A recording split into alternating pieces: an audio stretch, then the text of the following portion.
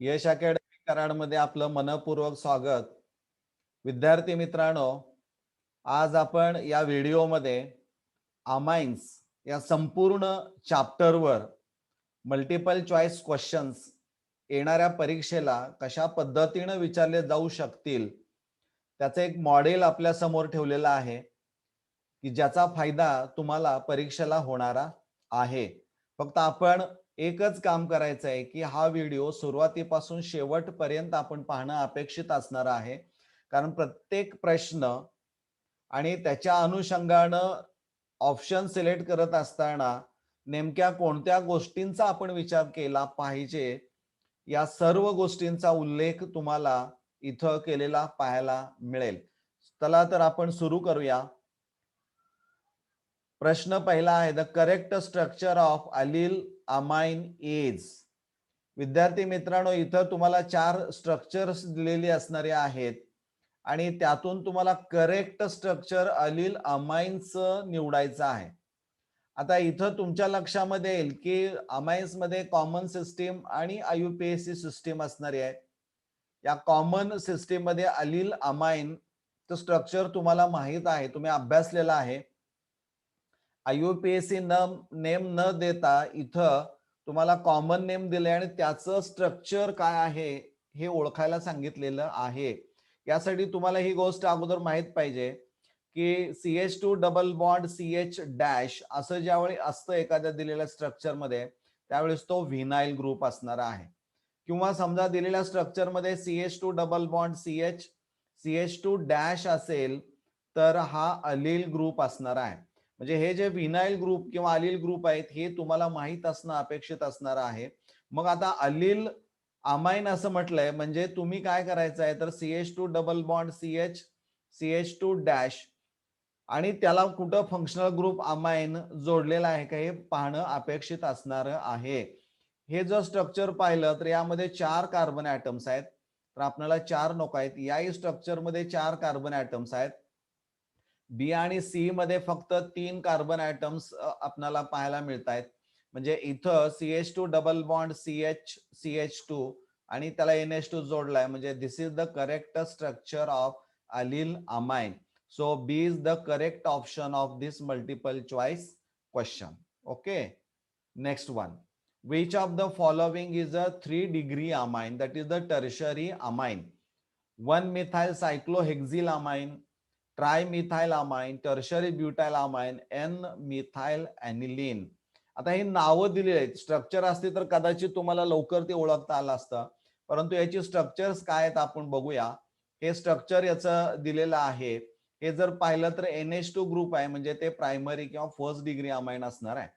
ट्रायमिथाइल amine जर पाहिलं तर nitrogen is attached to 3 methyl group. So this is the tertiary amine. Next tertiary butyl अमाइनचं स्ट्रक्चर जर पाहिलं तर NH2 ग्रुप आहे म्हणजे अगेन फर्स्ट डिग्री अमाइन असणार आहे. आणि N मिथाइल अमाइन म्हणजे इथं सेकंडरी अमाइन तो तुम्हाला पाहायला मिळतो. सेकंडरी अमाइन म्हणजे इथं आन्सर जे असणार आहे किंवा ऑप्शन जो असणार आहे तो इथं बी असणार आहे. Trimethyl amine is a tertiary amine. Next one, the reduction of nitro compounds is a most performed in the presence of. खूप छान प्रश्न आहे की नायट्रो कंपाऊंड जे असणारे आहेत यांचं रिडक्शन करण्यासाठी दिलेल्या रिएजंट्स मधून सर्वात जास्त वापरामध्ये असणारा, प्राधान्यानं वापरात येणारा रिएजंट कोणता असणारा आहे हे आपल्याला पाहायचं आहे. TnHCl दिलेला आहे. फाइनली डिवायडेड निकेल म्हटलंय. आयर्न स्क्रॅप अँड HCl किंवा PD is used as a catalyst and hydrogen gas is adsorbed on it in presence of ethanol as a solvent. आता यामध्ये एक गोष्ट तुमच्या लक्षात घ्या की TnHCl हा पण तुम्ही वापरू शकता. आयर्न स्क्रॅप अँड HCl हे पण वापरू शकता. PdH2 इन इथेनॉल हे पण वापरू शकता. फक्त फाइनली डिवायडेड निकेल एवढं तुम्हाला वापरता येणार नाही. आता प्रश्न असा आहे की दिलेल्या ACD ऑप्शन मध्ये प्राधान्यानं कोणता वापरला जातो तर तो जो असणार आहे तो आयर्न स्क्रॅप अँड HCl असणार आहे. आता याचं कारण काय असणार आहे ते आपण बघूया. iron, when it reacts with HCl, it forms FeCl2, and FeCl2 is hydrolyzed to give hydroxide, that is iron to hydroxide chloride with the generation of HCl.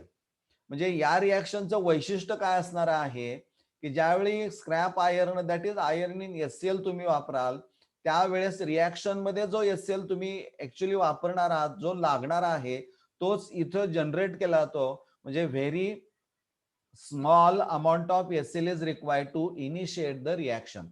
म्हणजे रिॲक्शन इनिशिएट करण्यासाठी तुम्हाला खूप कमी HCl क्वांटिटी लागणारी आहे. म्हणजे इथं C option हा करेक्ट असणारा आहे. ही रिॲक्शन पहा, NO2 चं रिडक्शन करून NH2 प्रायमरी अमाइन इथं मिळालेला आहे. So C is the correct option. आता आणखीन एक गोष्ट तुम्हाला सांगतो की SN प्लस HCl आणि आयर्न स्क्रॅप इन HCl पैकी प्रेफरन्स कुणाला द्यायचा, तर तुम्ही इलेक्ट्रोकेमिकल सेरीज टेक्स्टबुक मधली पहा आणि आयर्न आणि टिनच्या पोझिशन्स तुम्ही जर पाहिल्या तर तुमच्या लक्षामध्ये याचं उत्तर पटकन येऊ शकेल. हे तुम्ही जरूर पहा असं मी तुम्हाला इथं सुचवतोय. नेक्स्ट क्वेश्चन असणार आहे, Mendius reaction converts an alkyl cyanide to. Mendius reduction तुम्हाला माहित असणार आहे की तिथं जो रिड्युसिंग एजंट वापरलेला आहे तो सोडियम इन इथेनॉल असणारा आहे. सो अल्काइल सायनाइडचं रूपांतर कीटोन मध्ये का अल्डिहाइड मध्ये का ऑक्झाइड मध्ये का प्रायमरी अमाइन मध्ये करतात हे आपण बघूया इथं. हे cyanide RC triple bond N आपण फक्त फंक्शनल ग्रुप इथं घेतलाय.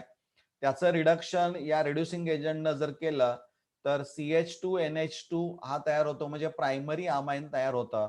So the correct option of this question is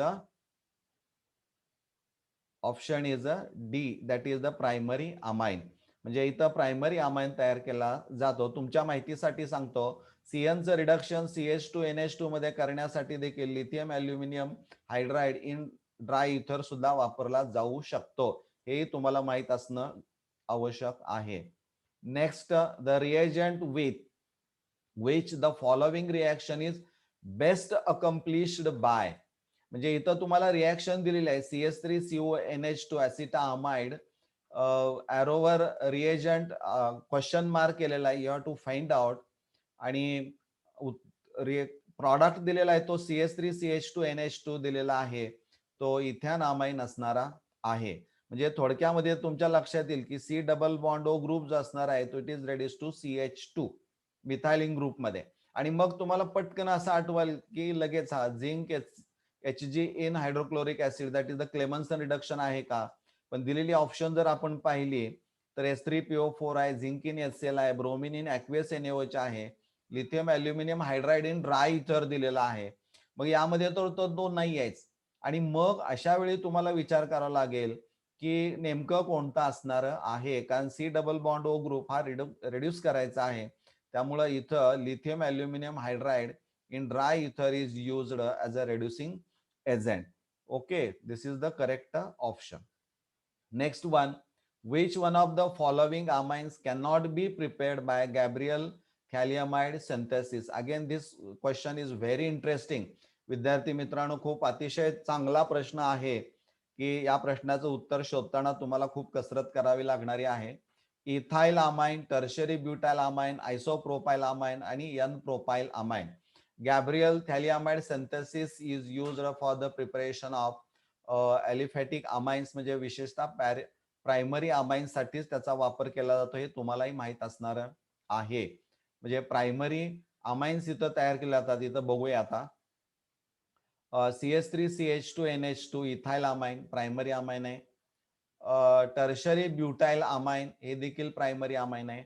आयसोप्रोपाइल amine हा NH2 ग्रुप आहे, म्हणजे हाही प्रायमरी अमाइन असणार आहे. आणि N प्रोपाइल अमाइन हा पण NH2 ग्रुप दिसतोय, म्हणजे प्रायमरी अमाइन आहे. ऑल ऑप्शन्स जे असणार आहेत ते सगळे प्रायमरी अमाइन्स आहेत. मग प्रश्न असा आहे की इथं करेक्ट ऑप्शन कोणता असणार आहे. तर आपण या गॅब्रियल थॅलियामाइड सिंथेसिस मधली सेकंड स्टेप आपण विचारात घेऊया.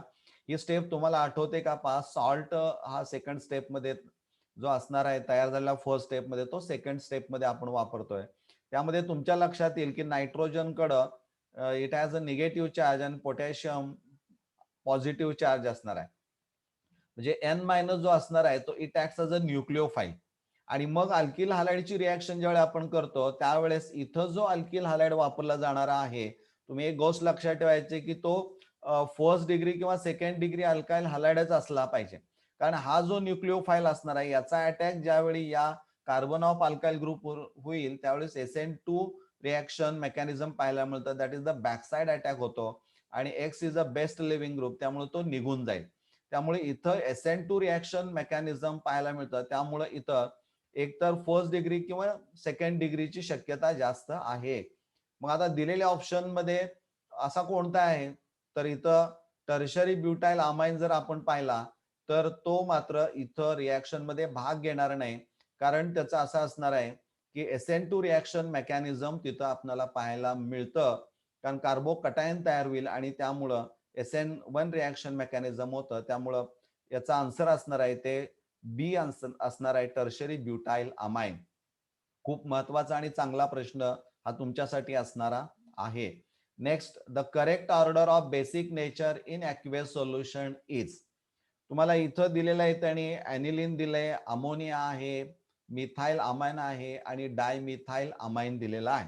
म्हणजे इथं एवढे दिलेले आहेत. यामध्ये 3 भाग आपण करूया. इथं सिक्वेन्स काय त्यापूर्वी काही गोष्टी तुम्हाला माहित पाहिजे की बेसिक नेचर तुम्हाला अमाइन्स विचारलेलं आहे आणि ती करेक्ट ऑर्डर शोधायची आहे दिलेल्या ऑर्डर मधून आणि तेही ॲक्वेस सोल्युशन मध्ये आहे, लक्षात घ्या. म्हणजे ॲक्वेस सोल्युशन मध्ये काही गोष्टी पाहायच्या असतील तर सॉल्वेशन इफेक्ट हा खूप त्यामध्ये महत्वाचा असणारा आहे. आणि त्याचबरोबर बेसिक नेचर एक्सप्लेन करायचं असेल तर इथं तुम्हाला नायट्रोजनकडे असणारी जी लोन पेअर ऑफ इलेक्ट्रॉन असणार आहे ती ज्या कंपाऊंड मधून लवकर प्रोटोनेशन साठी उपलब्ध होईल त्याचं बेसिक कॅरेक्टर सर्वात जास्त असणार आहे. आता यामध्ये आपण बघूया, इथं RNH2 जे असणार आहे ते अमाइन्स आपण रिप्रेझेंट करूया, प्रायमरी किंवा सेकंडरी दोन्हीसाठी आपण गृहीत धरूया. कारण इथं सेकंडरीचं पुन्हा स्ट्रक्चर बदलणार आहे. तो प्रायमरी अमाइन्स आपण विचारात घेऊया. त्यानंतर अमोनिया आहे आणि नंतर एरोमॅटिक अमाइन्स आपण इथं विचारात घेतलेत. ॲनिलीन इथं एक्झाम्पल घेतलेला आहे. म्हणजे या तिन्ही मध्ये तुम्हाला पाहायला मिळेल की nitrogen as a loan pair of electron. मग ही लोन पेअर ऑफ इलेक्ट्रॉन कुणामध्ये लवकर उपलब्ध होते हे पाहणं गरजेचं आहे. आपण एरोमॅटिक अमाइनचा विचार जर केला तर NH2 ग्रुप जो असणार आहे is directly attach to carbon of benzene ring, that is the sp2 hybridized carbon atom. आणि त्यामुळं याची इलेक्ट्रॉन निगेटिव्हिटी जास्त असल्यामुळं sp2 हायब्रिडाइज स्टेट आहे त्याची त्या कार्बनची. त्यामुळं ही जी इलेक्ट्रॉन पेअर असणारी आहे is in conjugation with NH2 as well as a benzene ring. So there is a formation of double bond. म्हणजे पॉझिटिव्ह चार्ज याच्यावर निर्माण होईल, दोघांमध्ये डबल बॉन्ड होईल आणि त्यामुळे इथं ही lone pair of electron is not so easily available for the protonation आणि त्यामुळं याचं बेसिक कॅरेक्टर हे निश्चितच कमी असणार आहे. Now we'll see R in RNH2. You know that R, that is the alkyl group, acts as an electron releasing or electron donating group. So it increases the electron density on nitrogen. आणि त्यामुळं this lone pair of electron which is present on nitrogen in aliphatic amines is readily available for the protonation. त्यामुळं basic character या दोघांची तुलना केली तर इथं loan pair of electron ही लवकर उपलब्ध होते.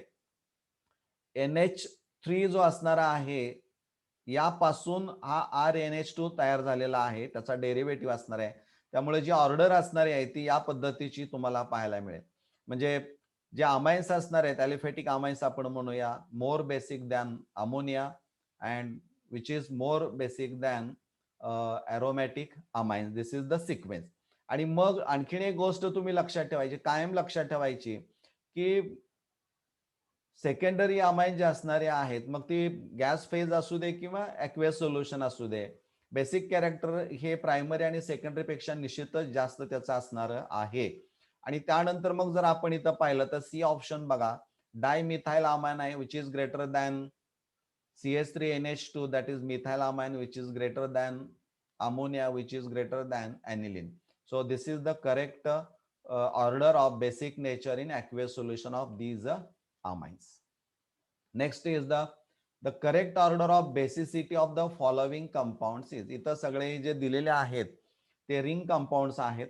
यामध्ये याचं नाव आपण बघू, ॲनिलीन आहे, तर हा 4 नायट्रो ॲनिलीन आहे.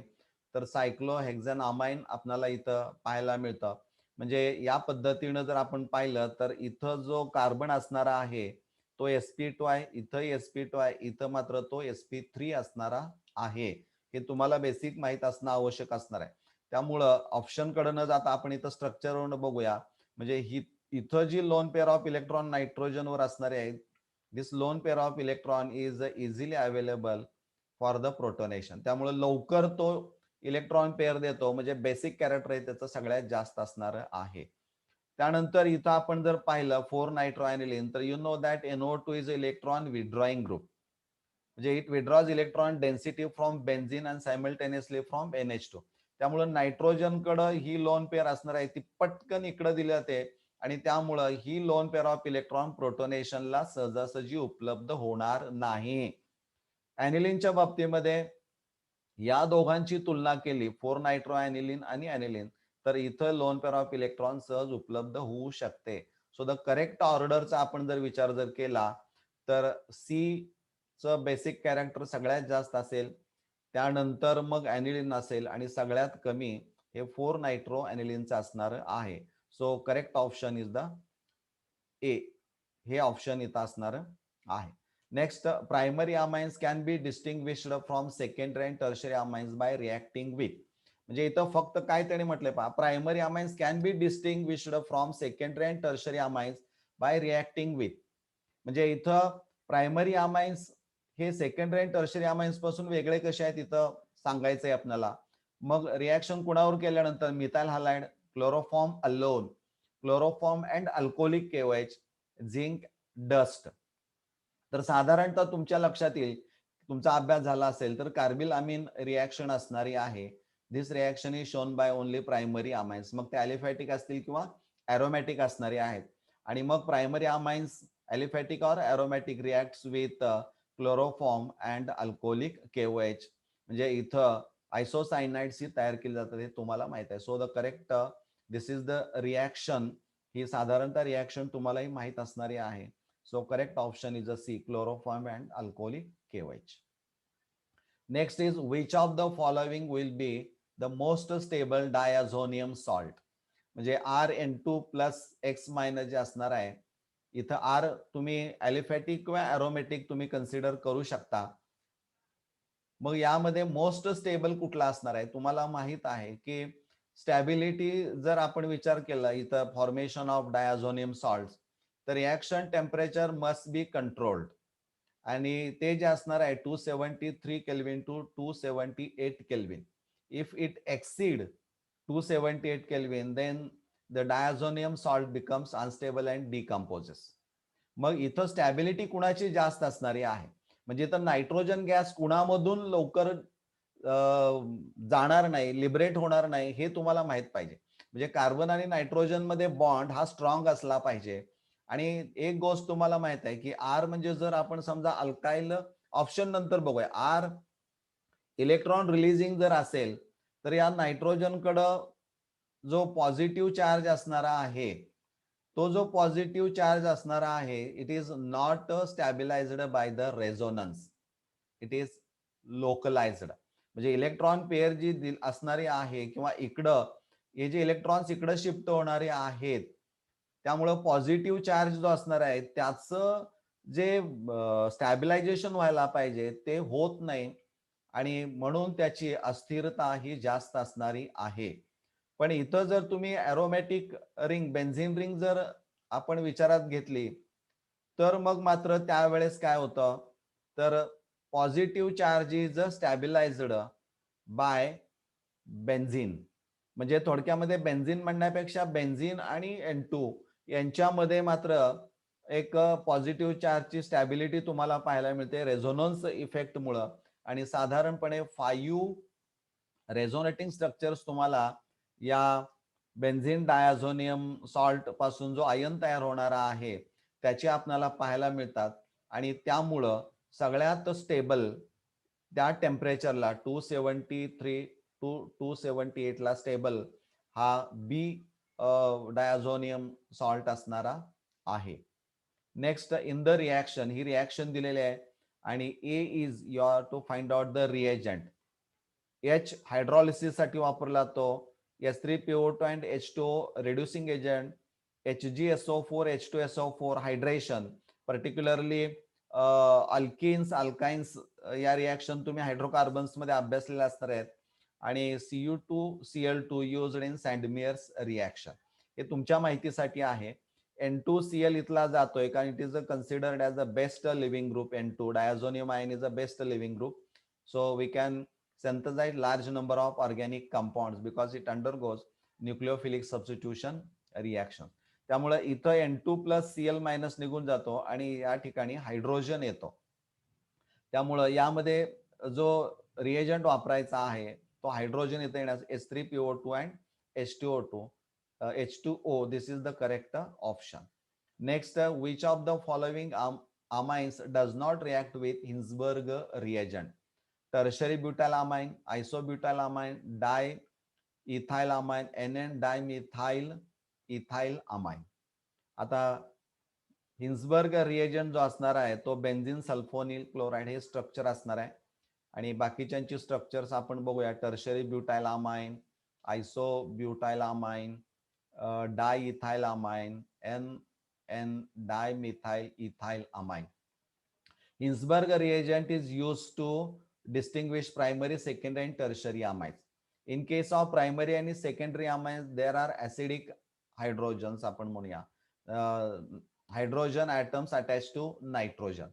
But in case of tertiary amines, there is no hydrogen attached to nitrogen. So there is no acidic hydrogen. So they do not react with the benzene sulfonyl chloride. So the correct option is a D, that is NN dimethyl ethyl amine. Next one is consider the nitration of benzene. This MCQ is very interesting.